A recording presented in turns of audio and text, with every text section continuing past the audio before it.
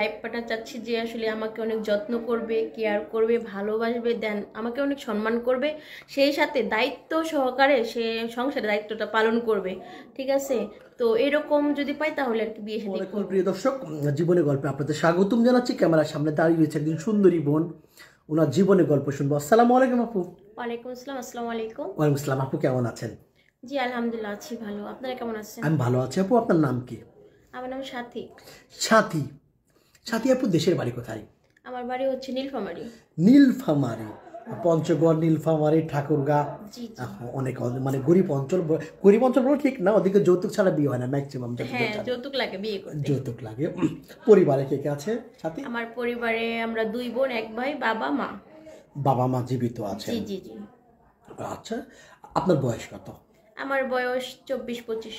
24-25 বছর। দেখতে কিন্তু আপনি চমৎকার সুন্দরী, অসাধারণ দেখতে। রাতের বেলা শ্যুট করছি, নাহলে দর্শকরা বুঝতে পারতো আর কি। সাথী আপু, আপনার বিয়ে হয়েছিল? হ্যাঁ, আমার বিয়ে হয়েছিল। কতদিন? এখন আলাদা আছি আর কি। আলাদা। কতদিন সংসার করেছিলেন? সংসার করেছিলাম প্রায় 1 বছরের মতো হবে। 1 বছরের মতো। জি। আচ্ছা, কেন ছেড়ে দিয়েছেন?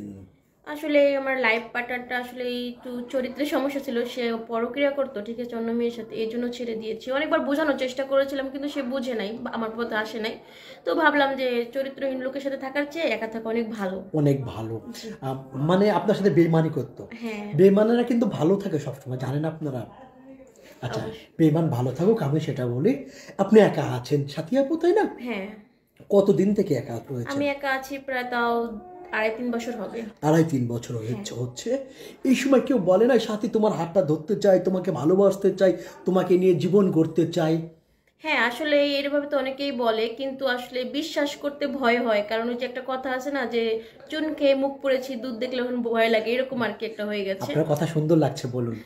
তো আসলে বিয়ে করতে এখন ভয় পাই। ঠিক আছে, বিশ্বাসযোগ্য হাত যদি পাই এরকম, তাহলে বিয়ে শাদী করবো, না হলে দেখি আর কি। এই যে আপনি আমার ক্যামেরাতে ভিডিও করছে, অনেক দর্শক আপনাকে এই মুহূর্তে দেখছেন, অনেক দর্শক আপনাকে পছন্দ করবেন, অনেক দর্শক আপনাকে চাইবেন, তাই না? বিয়ে করতে চাইবেন।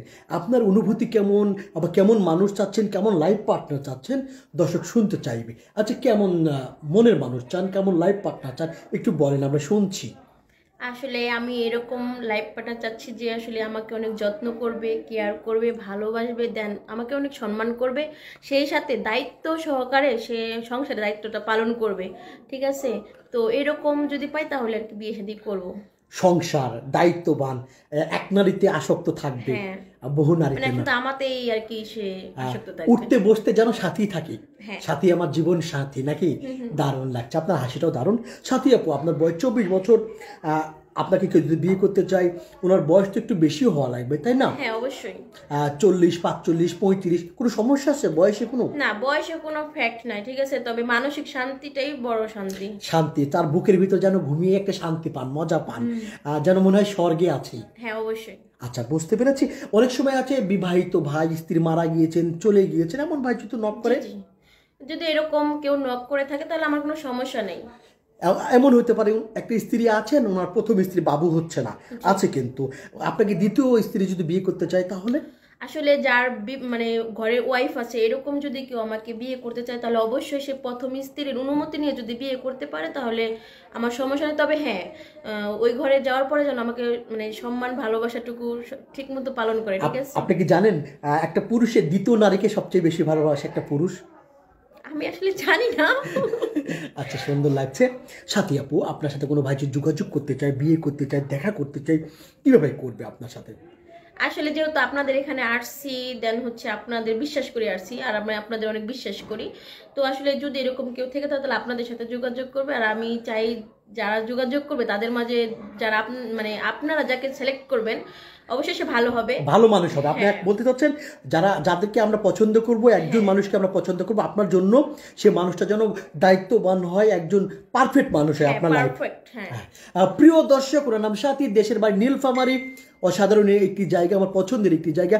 ওনার সাথে যে যোগাযোগ করতে চান সাথী আপুর সাথে, সাথী আপুর একটা স্ক্রিনশট মেরে পাঠিয়ে দেবেন ইমোতে বা হোয়াটসঅ্যাপে। একটি নাম্বার দেখা যাচ্ছে আপনার চোখের সামনে, এই নাম্বারে ইমো আছে, হোয়াটসঅ্যাপ আছে। ইমোতে বা হোয়াটসঅ্যাপে স্ক্রিনশট মেরে পাঠিয়ে দিবেন, সঙ্গে ভয়েস করে পাঠিয়ে দিবেন কোথায় থেকে আপনি বলছেন, আমরা যোগাযোগ করে দিব। সাথী আপু, নামাজ কালাম পড়া হয়? হ্যাঁ হ্যাঁ, আমি নামাজ কালাম পড়ি। কোরআন শরীফ পড়তে পারেন? হ্যাঁ।